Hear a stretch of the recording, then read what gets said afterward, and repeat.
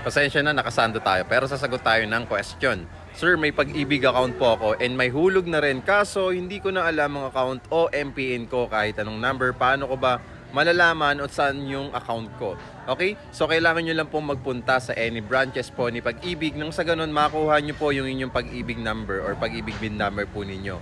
Napaka-importante po kasi yan para at least kung i-update po natin yung account natin next time, kahit sa online, okay, madali po natin ma-access yung account natin at ma-download din natin yung mga statement of account natin regarding din sa mga contribution po natin. At mamomonitor din natin kung naguhulog ba sa employer natin regularly sa ating Pag-ibig account. Okay? So kung hindi mo pa alam yung Pag-ibig number mo or yung Pag-ibig account mo, kailangan mong puntahan or sadyain talaga sa Pag-ibig branch na malapit po sa inyo.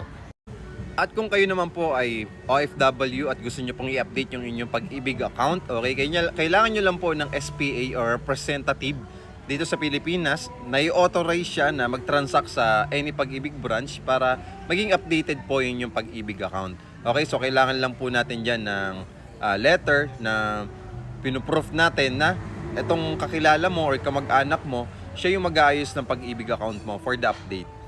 So kung may mga katanungan kayo, mag-follow lang, mag-message, mag-comment, and then mag-comment lang po kayo sa mga videos natin kung meron po kayong katanungan.